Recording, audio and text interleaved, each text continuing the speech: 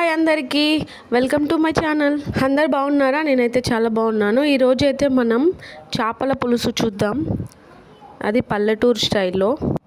ఈ వీడియో తీసి ఒక 1 వీక్ అయిందండి. ఆల్రెడీ షార్ట్ వీడియో పెట్టాను, కానీ ఫుల్ వీడియో ఇప్పుడు పెడుతున్నాను. ఏమంత మసాలాలు వేసుకోకుండా సింపుల్గా అయిపోద్దండి. చూడండి ఎంత బాగుందో, టేస్ట్ మాత్రం చాలా బాగుంటుందండి. కావలసిన పదార్థాలు: మెంతి కూర, కొత్తిమీర, మనం చేపలు ఫ్రెష్గా కడుక్కున్న చేపలు, అలాగే చింతపండు నానేసుకొని పెట్టుకోవాలి, అలాగే 2 ఉల్లిగడ్డలు, టమాటా, పచ్చిమిర్చి, మంచిగా ఫ్రెష్గా కడుక్కున్న మెంతి కూర, కొత్తిమీర. మీరు మెంతి కూర వేసుకొని చేపల పులుసు చేసుకుంటారా? చేసుకోండి ఒకసారి, చాలా బాగుంటుంది.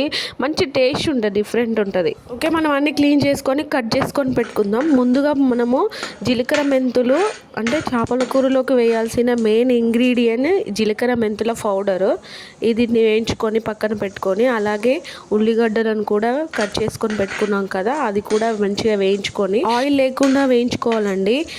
మేమైతే చిన్న ఉన్నప్పుడు మా మమ్మీ వాళ్ళు అయితే పొయ్యిలో కాలుస్తుండే. ఆ ఉల్లిగడ్డలను మంచిగా పొయ్యిలో వేసి అవే కాలుతుండే. వీటిని మంచిగా అది క్లీన్ చేసి అది నూరి ఆ చేపల పులుసులో వేస్తుండే. మంచి టేస్ట్ ఉండే, డిఫరెంట్ టేస్ట్ ఉంటుంది అట్లా మనం పొయ్యిలో కాల్చుకొని వేసుకుంటే. ఇప్పుడు పొయ్యిలో కాల్చేంత టైం ఉండదు మనకు, హడావిడి అయిపోతుంది కదా.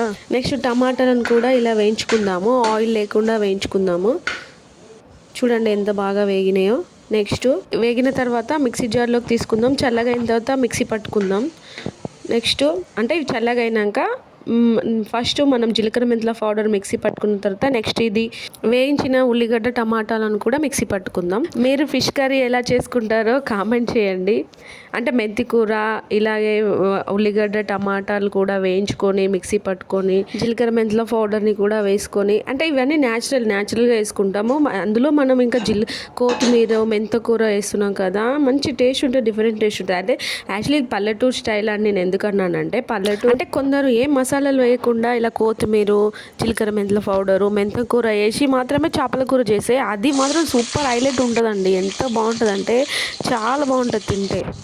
అట్లా మా నాన్నమ్మ వాళ్ళు చేస్తుండే. ఓకే, ఇప్పుడైతే మనం బాండి పెట్టుకొని నెక్స్ట్ జీలకర్ర వేసుకొని, తర్వాత కొన్ని పచ్చిమిర్చి, కొన్ని ఆనియన్స్ వేసుకొని, కొంచెం కొత్తిమీర కూడా వేసుకొని బాగా వేయించుకోవాలి.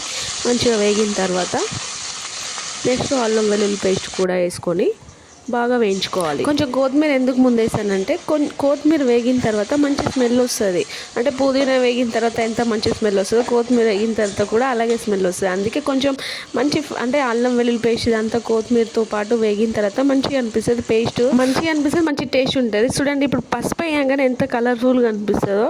చూడండి ఎంత బాగుందో, కలర్ఫుల్గా ఉంది కదా, గ్రీన్గా, ఎల్లోగా. చూడండి వేగుతున్నాయి. బాగా వేయించుకున్న తర్వాత అంటే పచ్చివాసన పోయేదాకా, అల్లం వెల్లుల్లి పేస్ట్ పచ్చివాసన పోయేదాకా వేయించుకున్న తర్వాత మనం ఉల్లిగడ్డ, టమాటా వేయించుకున్న ఉల్లిగడ్డ, టమాటాను మిక్సీ పట్టుకున్న పేస్టును ఇప్పుడు ఇందులో వేసుకోవాలి. ఇందులో వేసుకొని మంచిగా వేయించుకోవాలి.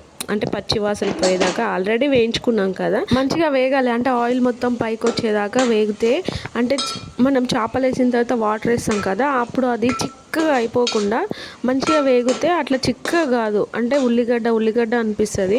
అట్లా కాకుండా బాగా వేయించుకొని ఆయిల్ అంతా పైకి వచ్చేదాకా వేయించుకొని అప్పుడు చేప ముక్కలు వేసామంటే బాగుంటుంది. సూప్ కూడా అంటే అట్లా ఉల్లిగడ్డలాగా కాకుండా, అంత తిక్కిగా కాకుండా మంచిగా సూప్ లాగా బాగుంటుంది.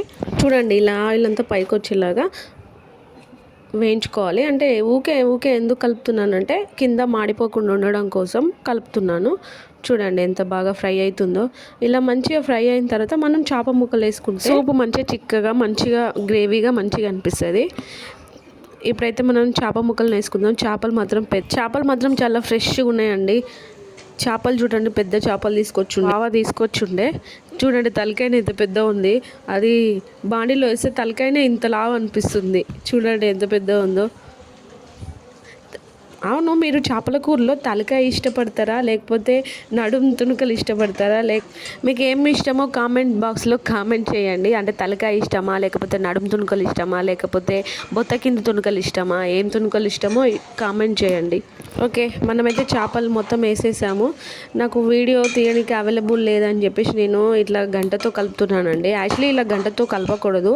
మనం అక్కడిక్కడ క్లాత్ పట్టుకొని ఇట్లా బాండీని ఊపేస్తుంటే అదే అంటే అదే మొత్తం కవర్ అయిపోతుంది. వీడియో తీసే వాళ్ళు లేక నేనే వీడియో తీసుకోవడం వల్ల ఒక చేతితోనే పని అయిపోయి ఒక చేతితో వీడియో, అందుకే ఊపలేకపోయాను. ఓకే చూడండి, తలకాయ మాత్రం పెద్ద ఉంది కదా, ఎంత బాగుందో. మా బావకైతే తలకాయ అంటే చాలా ఇష్టము, ఆయనే తినేస్తాడు తలకాయ. ఓకే నెక్స్ట్ కారం వేసుకుందాం, నెక్స్ట్ సాల్ట్ కూడా వేసుకుందాం. వేసుకొని ఇప్పుడు మాత్రం కలపొద్దు, ఎందుకంటే చేప ముక్కలు మొత్తము పీసెస్ ఊడొస్తాయి.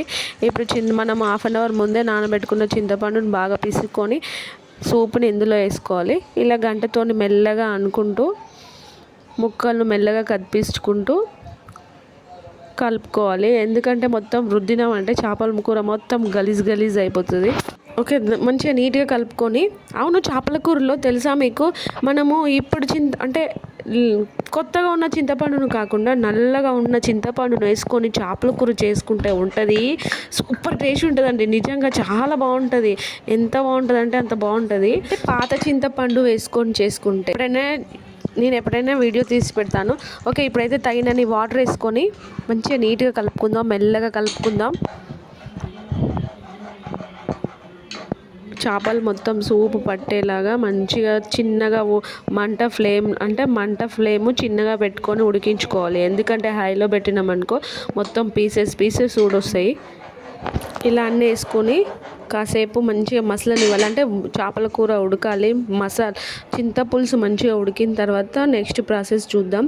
ఇప్పుడైతే మూత పెట్టుకుందాం. ఓకే మన చేపల కూర మంచిగా మసులుతుంది, మంచిగా మసలాలి. అప్పుడు చింతపులుసు మంచి టేస్ట్ ఉంటుంది. అంటే చింతపులుసు పచ్చి వాసన లేకుండా, పుల్లగా లేకుండా మంచి టేస్ట్ ఉంటుంది.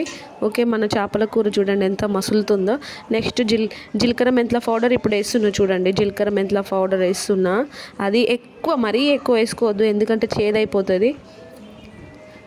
నెక్స్ట్ ఫ్రెష్ కొత్తిమీర, మెంతం కూర రెండు కలిపి వేసి ఉంటుంది.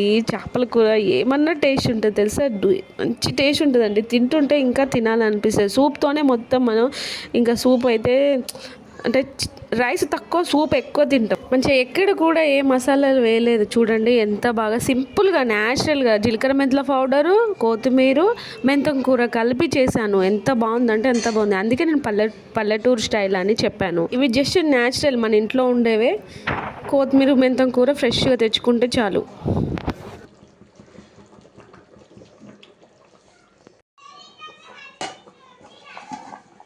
చూడండి ఎంత బాగా అయిందో, స్మెల్ మాత్రం సూపర్ వస్తుందండి. ఎంత బాగా వస్తుందంటే అంత బాగా వస్తుంది. వావ్ కదా, ఎంత బాగుందో కదా. మొత్తం ఆయిల్ అంతా పైకి వచ్చేలాగా ఉడికింది చూడండి, సూపర్ ఉంది కదా, మంచి స్మెల్ వస్తుంది, సూపర్ టేస్ట్. కొత్తిమీర మెంత కూర వేసాం కదా, చేపల కూర మొత్తం ఊరంతా పోయేటట్టు వస్తుందేమో నాకు తెలిసి బయటకే.